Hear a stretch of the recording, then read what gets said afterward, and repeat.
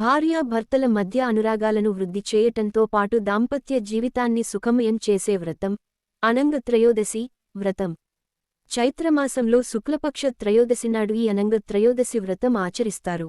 అనంగ త్రయోదశిని మదన త్రయోదశి అని, మన్మథ త్రయోదశి అని, కామదేవ త్రయోదశి అని కూడా పిలుస్తారు.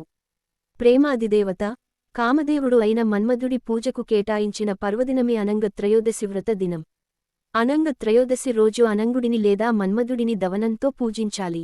వ్రతం ఇలా చేయాలి. అనంగ త్రయోదశి రోజు తెల్లవారుజామునే నిద్రలేచి, కాలకృత్యాలు తీర్చుకొని తల స్నానం చేసి, నిత్య పూజావిధులను పూర్తి చేసి మన్మథుని పూజించాలి.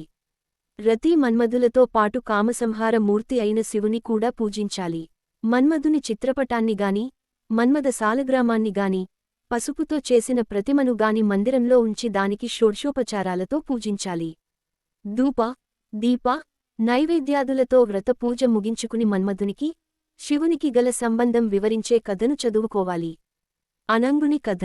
మత్స్య, శివ పురాణాల్లో తెలపబడిన వివరాల ప్రకారం మన్మథుడు బ్రహ్మదేవుడి హృదయం నుండి ఆవిర్భవించాడు.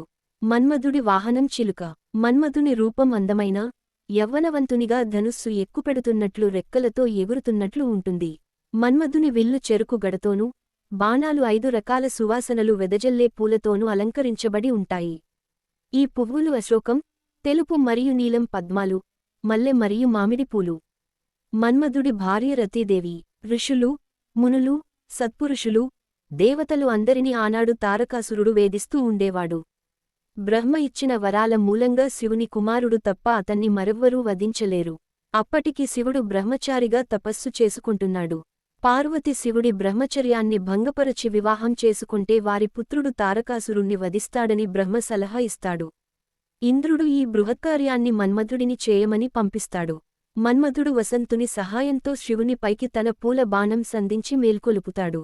కోపించిన శివుడు తన మూడో కన్ను తెరిచి మన్మథుడిని భస్మం చేస్తాడు. మన్మథుడు విషయానికి పూర్తిగా అర్థం చేసుకోకుండా దేవతలందరికి రాజైన ఇంద్రుడే వచ్చి స్వయంగా అడిగాడు కదా అని రంగంలోకి దిగాడు. అయితే అప్పటికి శివుడు యోగనిష్టలో ఉన్నాడు. పార్వతీదేవి అక్కడికి సమీపంలో ఉండి శివుడికి పరిచర్యలు చేస్తూ ఉంది. మన్మథుడు శివుడున్న చోటుకు వెళ్లి తన ప్రతాపాన్ని చూపాడు. యోగనిష్టలో శివుడికి మనోవికారం కలిగింది. ఎదురుగా ఉన్న పార్వతీదేవిని చూశాడు. అయితే అంతలోనే జరిగినదేమిటో తెలుసుకున్నాడు శివుడు. వెంటనే తన యోగనిష్టను చెడగొట్టినందుకు మూడో కంటితో మన్మథుని భస్మీపటలం చేశాడు.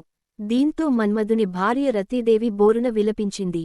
దేవతల మేలు కోరి తన భర్త అలా చేశాడే తప్ప మరే విధమైన తప్పు ఆయన చేయలేదని, తనకు మళ్లీ పతి భిక్ష పెట్టమని వేడుకుంది. కరుణించిన పరమేశ్వరుడు రతీదేవికి మాత్రమే ఆనాటి నుంచి అనంగుడుగా మన్మథుడు కనిపిస్తాడని, ఇతరులెవరికీ మన్మథుడు కనిపించడని తెలిపి పునరుజ్జీవితుని చేస్తాడు. అనంగుడు అంటే ఎటువంటి అంగాలు లేనివాడు.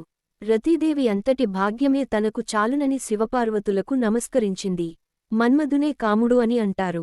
రతీదేవి విలాపాన్ని దయతో అర్థం చేసుకున్న శివుడు మళ్లీ ఆమెకు తన భర్త కనిపించేలా వరాన్ని ప్రసాదించిన రోజే అనంగ త్రయోదశి. అందుకే ఈ రోజు వ్రతంలా జరుపుకోవడం ఆనవాయితీగా మారింది. రతి మన్మథులు ఇద్దరూ అన్యోన్యత అనురాగాలున్న దంపతులు. అలాంటి వారిని పూజించటం వల్ల భార్యాభర్తల మధ్య అన్యోన్యత, అనురాగాలు వృద్ధి చెందుతాయి. దాంపత్య జీవనం సుఖమయమవుతుంది. ఇదే అనంగ త్రయోదశి వ్రత పరమార్థం కూడా.